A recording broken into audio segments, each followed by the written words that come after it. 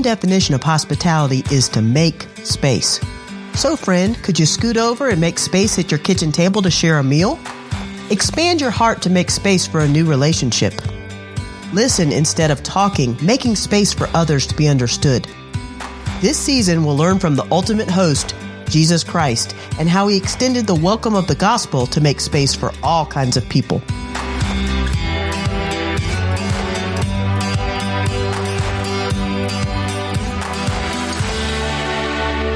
Well, welcome back, friends. We have missed you. Welcome back, Susan. Oh, thanks for having me, Karen. The summer was too long. And I just, every time new podcasts would pop up on my phone, I'd be like, when is this podcast going to start? I want to hear some stuff. Of course, I forget I'm the one talking, so maybe that's a little backwards. I'm excited to hear you. And you know what? So many of you have loved hearing from Susan. In fact, people walked up to me this summer at different places I was and said, you know, I just like that Susan Tyner. Like, I would love to be friends with her in real life. And they're like, she's your in real life friend? And I'm like, yeah, she is. And so, oh my goodness. You know what? We're just going to make it official here. On the Encourage podcast, you have co-host Susan Tyner and Karen Hodge. So welcome back, friends. Thank you. I always love going to a party, a gospel party. And that is what you throw, Karen. And so count me in every time. Well, I love that you say that because really that's what we're going to focus on in this series. I can't believe I'm going to say this, but this is season 18 of the Encourage podcast. And our featuring, kind of the theme that we're going to wrap it around is called Scoot Over, Imitating Christ Hospitality. And we're going to try to take that word hospitality and stretch it a little bit. Stretch it. Yes. Like it's way beyond what you may, put into Pinterest or Google or maybe some of your preconceived notions. So, Susan, why do you think that is a good, why did you like that idea of scooting over? Well, our friend Kathy kind of mentioned it to me about something. It was something similar. And all of a sudden I went, that is exactly what happens. It's not a big lift. It's just scooting over so someone else can sit down with you. It is not a 4-course meal and slaving in a kitchen with Martha Stewart recipes. It may just be, hey, you want to grab coffee with me? Or scooting over at Bible study and say, hey, join our table. Or scoot over and just be with me as we learn to do this together. Or we love to do mahjong together. I don't know, but there's nothing that includes like making a space right next to you, especially for another woman. I just love that. So I'm excited about scooting over. I want to hear like how y'all scoot over and just how Jesus really, that's what he was doing. It was his kind of hospitality. Yeah. What about you, Karen? Well, I do love that definition that, I had a mentor tell me this, I don't know, it's probably several decades ago now, that one definition for hospitality is to make space. Oh, yeah. Now, we make space at a table. Last night, we had a huge dinner in our house. I'm thankful that just as I was cleaning up today, kind of the little crumbs and the solo cups of life, that represent the people that were in our house last night. But so we make space, at a table, put an extra chair, put an extra place setting down. But we can also make space in a conversation. To listen, to ask questions, to make space maybe in a small group that you're talking about, like a new woman who's coming this fall for the very first time, who's moved into the area. Do you have space in your relational capacity or space on your calendar to maybe go take a walk or grab a cup of coffee? I don't know about mahjong, but that sounds like fun. I will say I went to Susan's church and these women are serious about mahjong. They are. Oh, that's so funny. Yes, I think it's taken over. I think it's a movement now. I know. I think it's the new, bunko. I don't know if that's true or not, but I will say that just like everything that has class in Fort Worth, even their mahjong sets were off the charts. So I didn't even realize that there were different levels of this, but that just shows my naivety. Anyway, they made space for me to ask questions about what they were doing, but I loved how they were gathering around the table. And actually, what I saw was them teaching one another, the new women who wanted to learn how to do it, which was really cool. So we want to stretch this definition of hospitality. And of course, what are we imaging? We're imaging the hospitality of Christ, the welcome of the gospel for all kinds of people. So each week we're going to focus on a gospel narrative, how Jesus is our reference point for the welcome of the gospel, and what it will look like for us each week. We're going to kind of nudge on you, no surprise there, on what it means to scoot over, or I don't know, I can't spell the word scoosh over, or whatever, but scoot over make some space in your life for other kinds of people. So before we jump into that deep into the pool, what are some misconceptions that people have about hospitality? So let's just get those out of the way right up front. Oh, yeah, I love that. Well, there's the misconception that it has to be perfect. Perfect. Has to be perfect. Never is. You have to be perfect. Yeah, everything has to be perfect. I think also we have the expectation that it will be awkward, and so we don't want to do it. Yeah. That's another assumption. I think that we assume it has to be a big lift and it has to be like a whole production. And then I think this may be the awkward / overwhelming lie, but we're scared to touch it because then it means we have another relationship to maintain. And so we just don't start it. And then I love this assumption. Someone else is going to do that. Right. Somebody else is going to do it. Yeah. Yeah. Someone else is going to do it.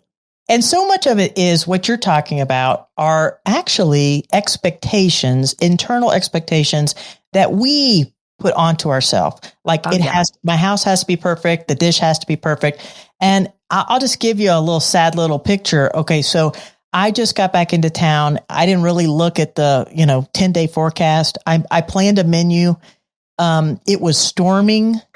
And my menu involved getting out and using the tool that changed my life, the Blackstone that the Tiners taught me about, because I had to cook a lot of chicken fast. Yes, fast, yeah. So this is what my unperfect night looked like last night. I had on my work clothes before everybody was getting there. I'm out with an umbrella. Yep. I'm flipping the chicken, and then I come inside and have that kind of slick back look because my hair's all wet, and change my clothes before everybody gets there. Oh, the chicken got done. It was not perfect, and I did it in the rain. Now, that wasn't my plan, but the chicken got done, and we made space for people to connect last night around the table. So sometimes we have to just chuck some of these misconceptions and these expectations out the window because it's just not going to go the way that we think it's going to go. So part of what we're going to also do is share some, and these absolutely are secondary to the truth that we're getting ready to talk about, but just some, practical life hacks that Susan and I have often employed in extending the welcome of the gospel to the people in our life. But today we're going to look at probably one of the, it's kind of like your nightmare hospitality scenario where Jesus feeds not just like I did last night, 30 people, 5,000 plus, men plus women and children. And he does it in a way that reorientates our thinking biblically about what the welcome of the gospel looks like. It's not anything what we expect. So each week we're going to read to you. So maybe you're driving along and you just need to listen to the word of God. So I'm going to start us off in John chapter 6, and you're familiar with this passage about the feeding of the 5,000, but we pray that this will be life-giving to you. Chapter 6, after this, Jesus went away to the other side of the Sea of Galilee, which is the Sea of Tiberias, and a large crowd was following him because they saw the signs that he was doing on the sick. Jesus went up on the mountain, and there he sat down with his disciples. Now the Passover, the feast of the Jews, was at hand, and lifting his eyes then and seeing the large crowd was coming toward him, Jesus said to Philip, "Where are we going to buy bread so that these people may eat?" He said this to test him, for he himself knew what he would do. Philip answered him, 200 denarii worth of bread would not be enough for each of them to get a little. One of his disciples, Andrew, Simon Peter's brother, said to him, there's a boy here who has 5 barley loaves and 2 fish. But what are they for so many? Jesus said, have the people sit down. Now there was much grass in the place. So the men sat down, about 5,000 in number. Jesus then took the leaves, and when he had given thanks, he distributed them to those who were seated. So also the fish, as much as they wanted. And when they had eaten their fill, he told the disciples, gather up the leftover fragments that nothing may be lost. So they gathered them up and filled 12 baskets with fragments from the 5 barley loaves left by those who had eaten. Then the people saw the sign that he had done. They said, this is indeed the prophet who is come into the world. Perceiving then that they were about to come and take him by force to make him king, Jesus withdrew again to the mountain by himself. Well, so this is not what the disciples were expecting at all. But I love how in many of these gospel narratives, we're going to see Jesus saw. He saw the people coming. He saw their need. He saw their need underneath the need. Yeah. And what else strikes you about this passage that kind of informs your thinking on biblical hospitality? Well, I just want to say first that we were having our big kickoff luncheon for women's ministry here on Sunday, and we ordered food.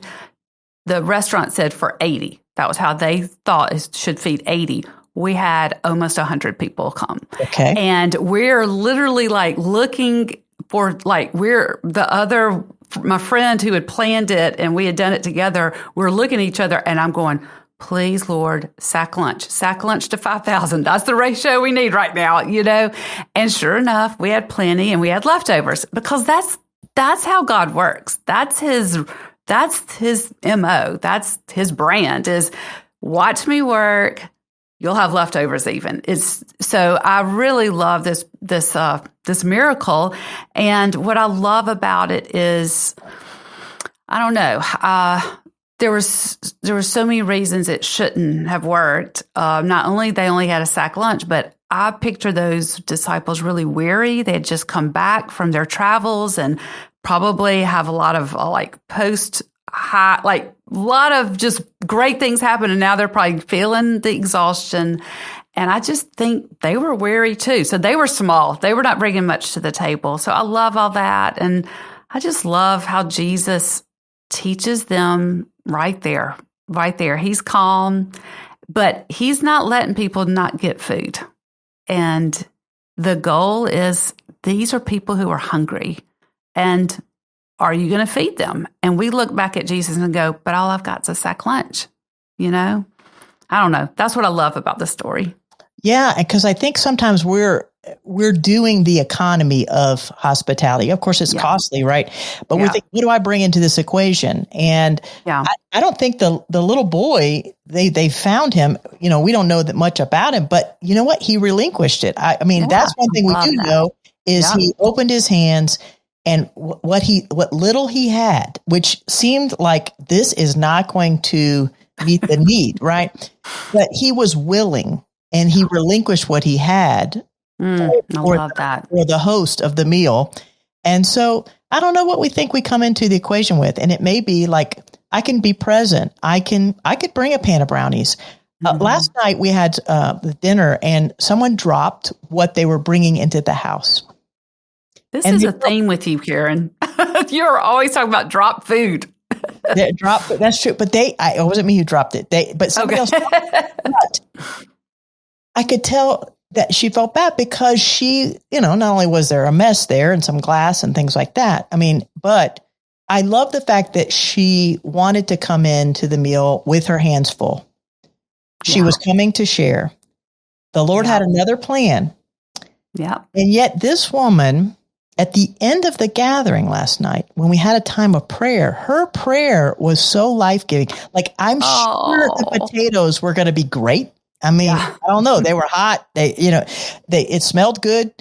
But really what she brought to our gathering was her heart for prayer. And so sometimes it's not exactly what we think it's going to be. But so the the question is, do we look to Jesus as the host? I mean, he's like, we get to facilitate hospitality on his behalf, but it's his party. Yeah. And one of the other things when we have our expectations of hospitality, I'm looking way back. Think about Old Testament stories. When there was a guest, like that was the top priority, is to provide and be inclusive and all that. But somewhere between, Abraham telling somebody to go kill a fatted calf, and I'm always surprised at how long did they have to wait for that thing to cook? Like, I hope they had barbecue, hummus appetizers or something. But anyway, now our hospitality is so self-centered, and we've taken that Instagram picture, and it's like gasoline on our discontentment or our desire to show off, or even not that, just what I want to do. I want to have the potatoes, and I'm going to have them, except for the glass, I would have considered picking those up, 5-second rule. But I'm just saying that we want to be the host because we want to do it our way and show off, or we're just kind of stubborn, But what I love is that just Jesus's hospitality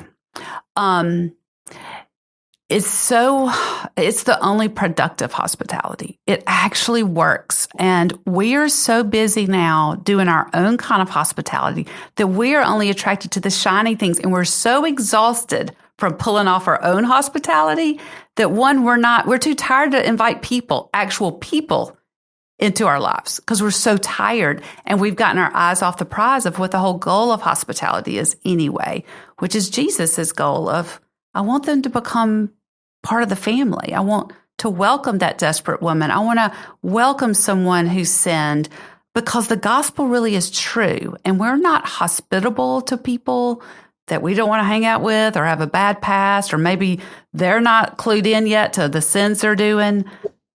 We're kind of advertising with our actions the gospel's not true. And that is hard. That's a miss for us, That's not what Jesus would have wanted us to do.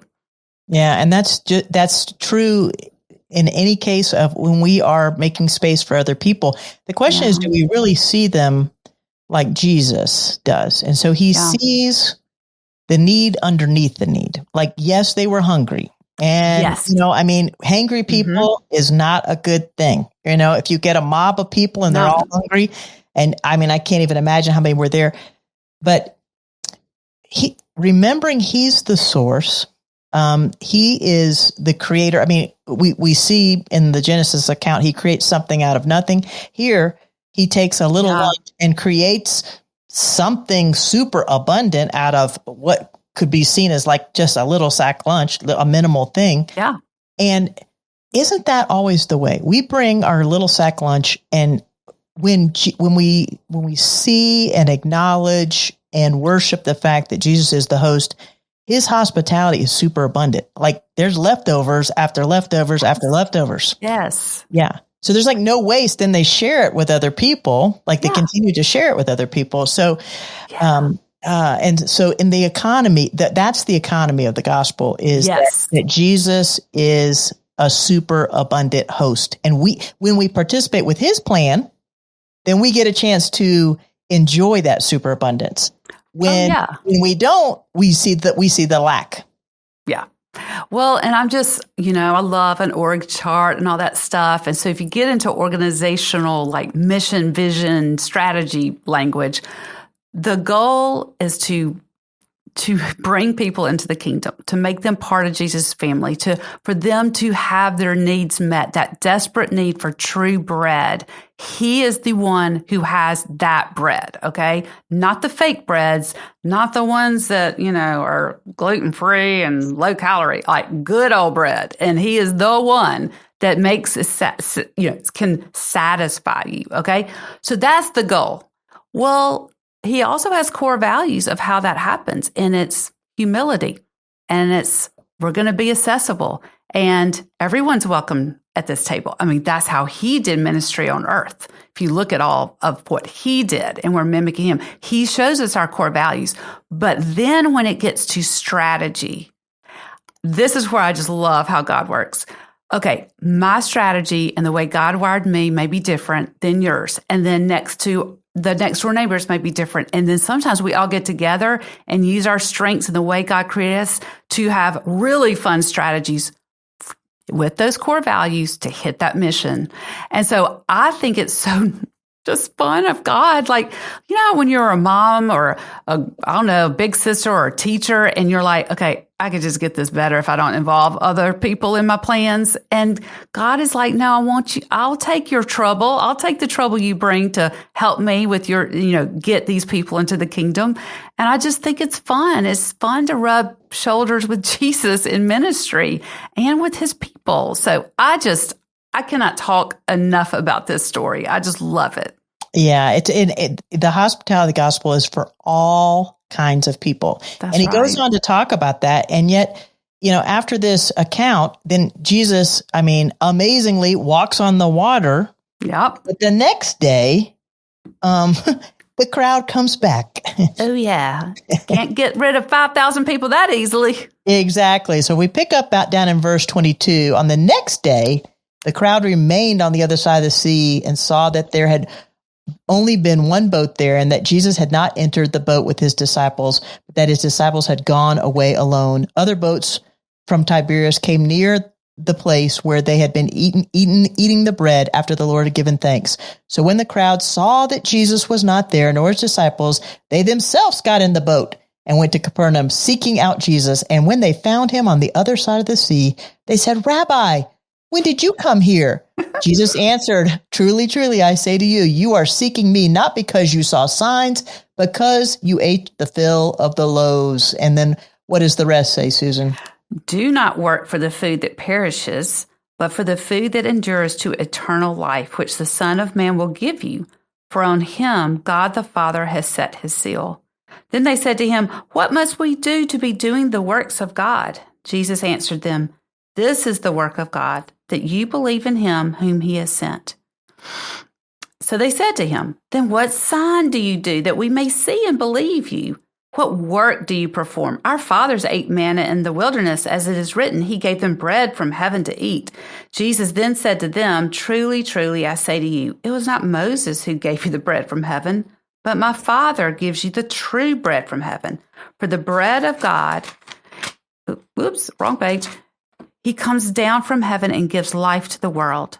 They said to him, Sir, give us this bread always. Jesus said to them, I am the bread of life. Whoever comes to me shall not hunger, and whoever believes in me shall never thirst. But I said to you that you have seen me, and yet do not believe. All that the Father gives me will come to me, and whoever comes to me I will never cast out. For I have come down from heaven, not to do my own will, but the will of him who sent me.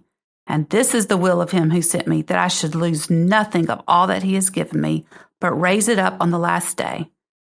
For this is the will of my Father, that everyone who looks on the Son and believes in him should have eternal life, and I will raise him up on the last day. So Jesus, they come, they want fast food. They want immediate gratification. And that is the world that we live in. We live in a world of instantaneous gratification. Yes. And what does Jesus offer? He offers the true bread. I am the bread of life. And they were like, well, we just want it convenient, comfortable, and delivered daily. I mean, that's what they basically were saying. Yeah. And they just like that whole comment about the manna, they just wanted a spectacle. It's never been about the manna, people. It's always been pointing to this true bread. And you can see they're not getting it. And he's so patient, but he's telling them the truth. And it's hard. It's hard. And what he's saying is the same thing he says to us. You're a hungry person.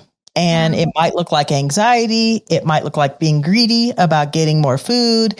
It might look like fear or anxiety, but you're a hungry person and you're trying to get your nourishment from sources that will never satisfy.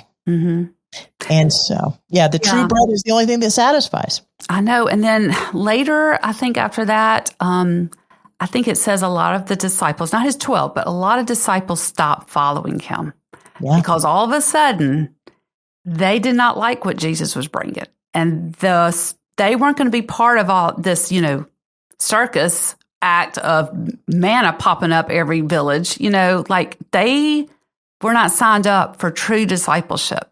They wanted their own kind of hospitality. They wanted the Martha Stewart. They wanted the Instagram. They wanted that kind of hospitality. And Jesus is going to say, no, the kind of hospitality I'm bringing is going to be sacrificial. And I love it. I mean, I've thought about this so much. This verse saved me in a really hard time, is he looked at the disciples and said, do you want to go too? And Peter, who always puts his foot in his mouth, just nailed it. Because where else will we go? Like, where else do we find bread? Because they did see, even though they got a lot confused, they stuck with this true bread. And I need this chapter in my life. I do too. Yeah. Because like you said, it's Jesus inviting us to make space in our life so that we can have the nourishment that is eternal, that lasts forever, the true satisfaction of feasting on him. And yet, he, in his grace and his mercy, sometimes forbears in our transactional, approach or our consumeristic approach to him. Like, in other words, what have you done for me lately, Jesus? Kind of, posture. And we can bring that too into the hospitality spaces that we make as well. Yeah. And there are times I've resented other people who have been transactional. I'm like, I did this. Now it's your turn to do this. Yeah. And so it's not really about the relationship with the person. It's more transactional. Have you ever experienced that? Since kindergarten. I mean, this is, we ladies, we were supposed to learn this a long time ago, and junior high should have really sealed the deal with the transactional relationships. But I just, especially when I'm tired, I cannot see the goal of Jesus. I just see that my strategy backfired, or I'm the one that's crying in bed because I'm exhausted, or I wasn't invited to their thing, and it hurts my feelings. Even if I don't want to go, it hurts my feelings. That is the true nature of Susan Tyner.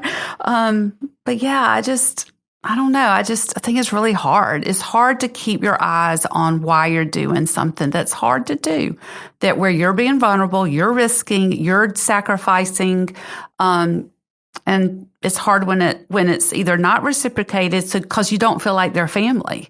You don't feel like family, and that's why it hurts. But you know what? That's what family does. How many times have we taken care of a little cousin or a niece or nephew, and we do it because we love family, and they're just like, well, you only got me one piece of gum. I wanted two. And they act real, not good. Can't say that word on the podcast. And so anyway, I just go, that's also being called family, is going along with it for the sake of family. And church is your family. Right. Sharing your dessert, or giving somebody something that you were hoping to have as a quote unquote leftover, that, in other words, it all belongs to Christ. And then we get a chance to share it, and keeping our eyes fixed on the eternal. Like last night, just back to that example, did women receive food? Yes. Yeah. However, it wasn't about the menu plan. It was about these women. Specifically, this group was women who are small group leaders in our church. For them to understand that they get to do sacred, holy work that's eternal, investing in the Word of God and the people of God. And yes, there was a meal that facilitated that conversation. However, really, my hope is that they went away feeling like they had met Christ, and that they felt his smile, that they felt his spirit empowering them to do what they cannot do. But yes, there was food involved, and but again, in its proper place, it's secondary. So let's switch real quick here to some practical ideas back and forth.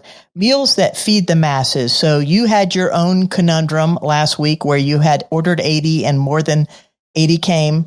Are there anything that is your go-to to like feed the masses that'll kind of stretch out, Oh, yeah. in case somebody else comes?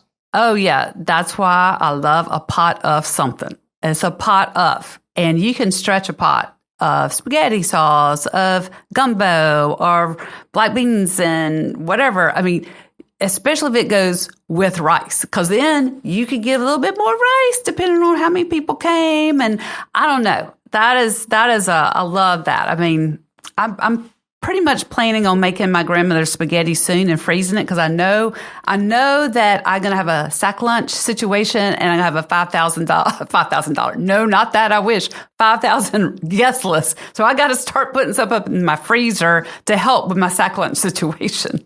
What about you? What are your favorite recipes for feeding the crowd? Well, I was actually thinking, is crock pot 2 words or 1 word? I was going to say, I got 2 words for you, but I think, I don't know. I think it's a 1 word, 2 word.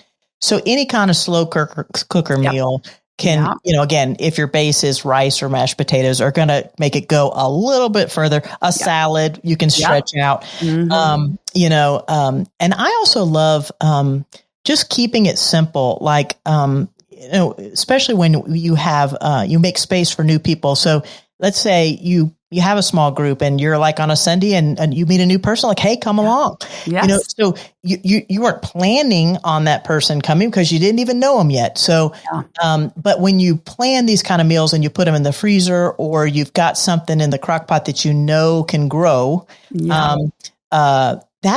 then you have the space, you have the margin to include somebody else. What's an extra slice of bread? What's an extra, ladle of soup or whatever? Yeah. And honestly, people, what I've noticed is when you keep it simple, people's inhibitions lower. Yes. They feel much more comfortable when you come in. You're like, hey, we got a big crock pot or a big,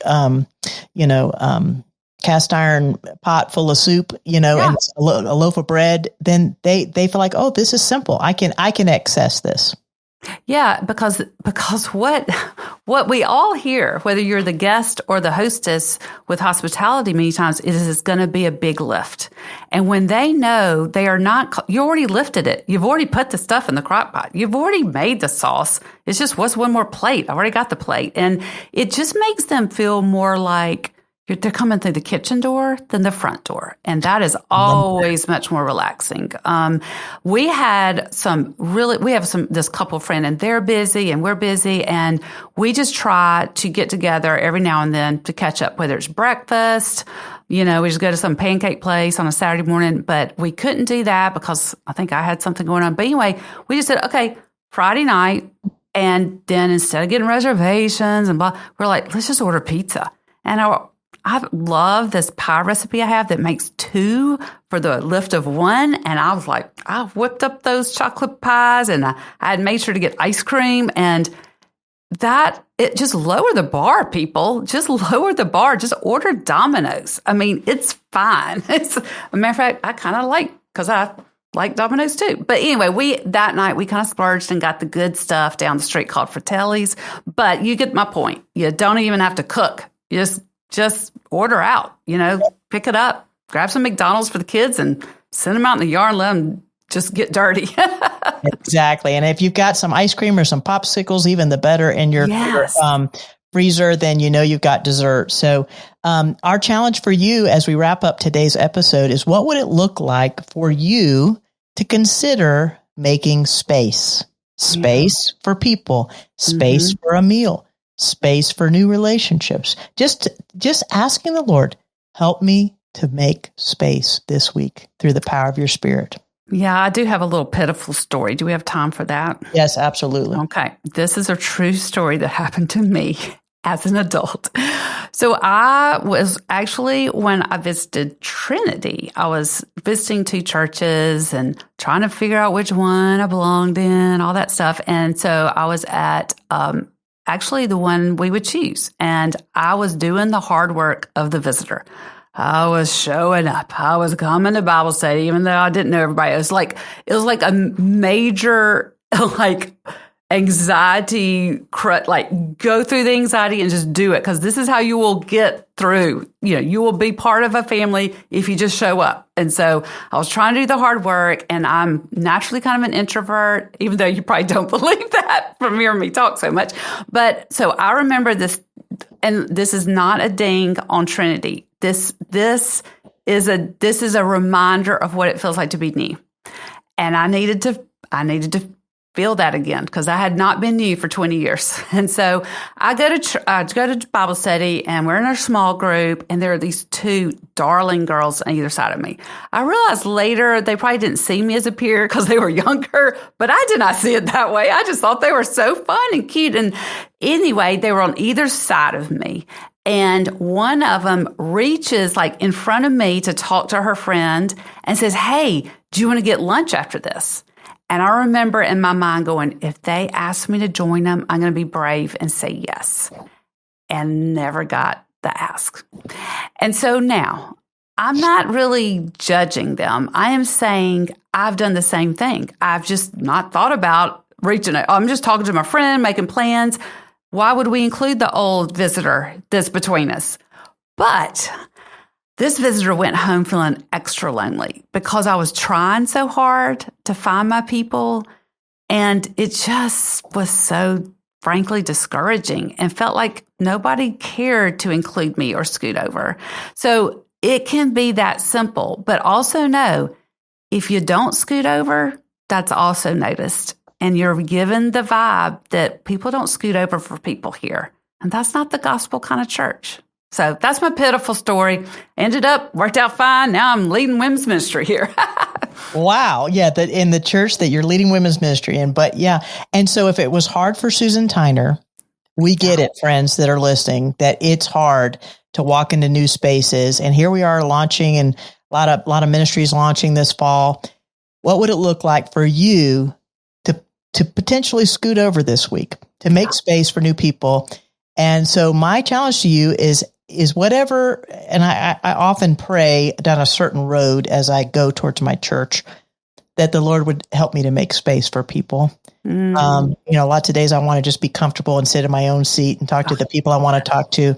But as I crest this hill, as I come and kind of coast down into my church parking lot, I'm often asking the Lord, help me to make space. And so, friends, scoot over.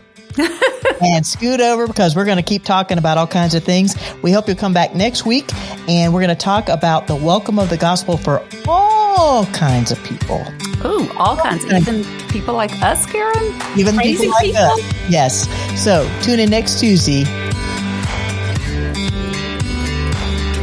Thanks for listening to the Encourage podcast, where we have one aim: to bring the hope of the gospel to the hearts of women.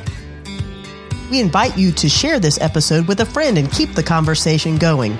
And would you also consider giving to CDM to make this podcast available to women all over the world? The Encourage podcast is a production of CDM, the discipleship ministry of the PCA.